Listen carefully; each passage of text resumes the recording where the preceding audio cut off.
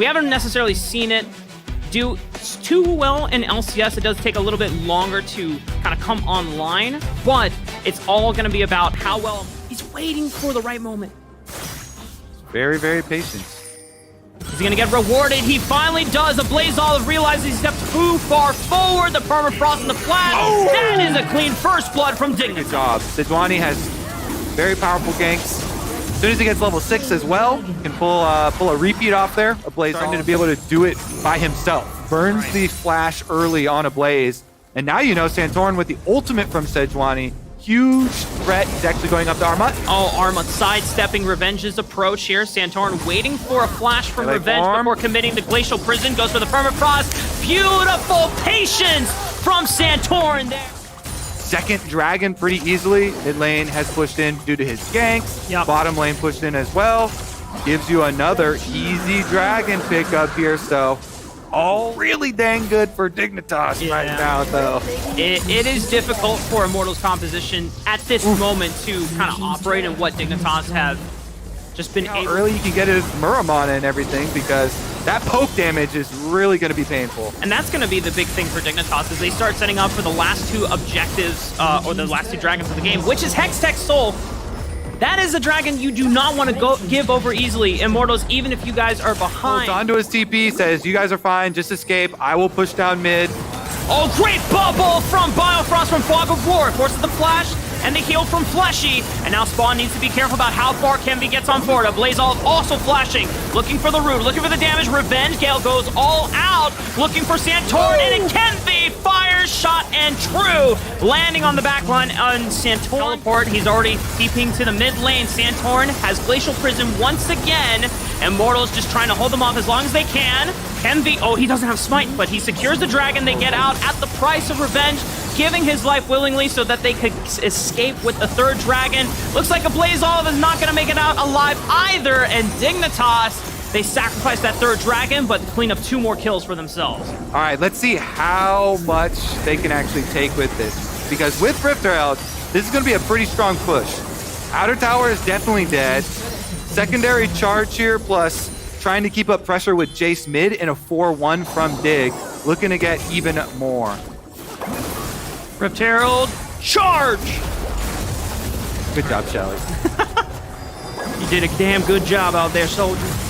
All right, Dignitas cleaning up that last tier 2 turret on the Rush in action from a Blaze is able to juke out the Sejuani ult. The tower's not able to juke though. Damn. Terrible tower Could juke. you back off here? That was some crazy confidence from Kenvi. I'll say that. Not done. Glacial Prison goes wide. No one gets hit by it, stunned by it. Revenge is now on the other side of the wall, but because he already used all out, he can move over, and he has teleport. He's contemplating whether he wants to reposition here. Man, that was crazy. A Blaze was still in base too. He's walked his way up to the rest of the team now though. Full 10 on 10. Biofrost cannot step up here. He can only offer so much. The Tidal Wave is the only thing that he can really do. He's waiting for the angle to split up Immortals. Tidal Wave comes through. Kenvi can't get into the back line quite yet. Santorin, the rest of Dignitas burn down the dragon. Clean stuff from Dignitas. Immortals can't get anything. Progression go over. Get excited for it. It's like, yes, Kenvi's not having the greatest time adjusting to LCS, but at small moments, maybe they look to pick off Santorin, but the culling from Spawn completely chunks out Kenvi on the front lines. Jungler that they could move. Again, no smites. Yeah, okay, this is gonna be huge. They flash forward on the Jensen. Armut trying to follow up. Tidal Wave gets 2 knocked-ups down. Blaze Olive is traded, but Spawn still lives and holds on thanks to Biofrost healing, and Santorin is back. But if Santorin's here, then Kenvi's gotta be here. Out on the map. Yeah. So Immortals, they're just holding them. Oh, just look at the way that the rest of Armut, Biofrost, and Spawn are just holding the lines while Jensen and Santorin try to burn down the Baron. 6,000 HP already just between the two of them, but Immortals have brute forced their way through the other 3 members of Dignitas, and Biofrost has nowhere else to run. The Baron is a flub. Dignitas have to scram. All out for Revenge. Has isolated but Jensen, but quick moves as he shifts on over back to his team. They don't even want to commit to the Baron. They're trying to force Santorin off. They're split. 7,000 HP. A Blaze Olive is already on over the wall. Tactical and the rest of Immortals all join the fray. Tactical is going to soar and takes out both Armut and Spawn. And that's just because they wouldn't be able to end the game with the Baron buff. And this is playing This is playing the longer game. Yeah, Centaur's not able to get that. Was also Sejuani ultimate. Jensen's getting chunked out a little bit. Immortals, but Revenge is here looking to start things off. Cargo Stoneplate gives him a massive shield. Oh my god, look at the damage! Tactical Revenge just plowing through Dignitas! And now the rest of them are scattered. They don't have a front line anymore. Dignitas on the cusp of trying to retreat it all. Immortals somehow just clawed their way through thick and thin. A beautiful early game setup by Santorin, but it's Immortals that clean and clawed all the way back, Kobe. Who needs a soul? Not Immortals. They're gonna take your Nexus instead. Spawn, the only hope for Dig. Spawn, the last one standing, but I don't know how much he can do realistically against all 5 members of Immortals. Never say die if you are an Immortals fan, as your team just picked up their 2nd win of the spring split.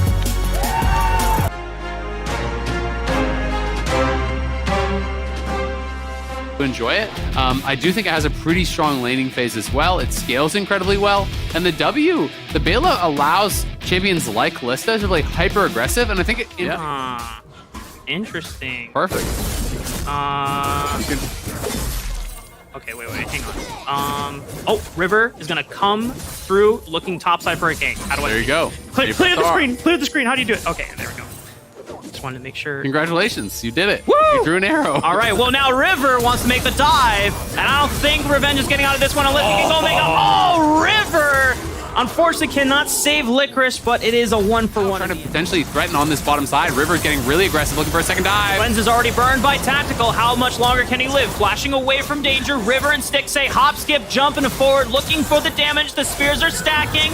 One match, nicely done from Stixxay. Gets the rend in, but now Kemvi has joined the fray. Fleshy can't really do much more from the sidelines. Kemvi trades one back onto River. Whoa, the damage is cool, but Stixxay still's got spears, and he cleans them all up. Yeah, yesterday with Inspired, feeling that it is so much right now in this current meta about getting your bot lane ahead, and River here lying in wait for Blaze Olive, who's getting really low. Gory's gonna be coming. Kemvi is here to help. Cyclone right on top of Gory, but Gory has a Cyclone of his own, finds a Blaze Olive despite the flash being burned. Kemvi trades one back onto River, but Gory has help from Huhi and Stixxay, who have the first roam. Kemvi, Nimbus striking onto the minions, gets away potentially. Oh, but the face call is available, and they lock him down to Zale. Stixxay, another one on the board. Yeah. What was the Blaze Olive doing there? And I imagine that it was because they didn't know if River was there. Speaking of River, makes his presence once again in the mid lane, rectifying the odds. Control and go way too far forward.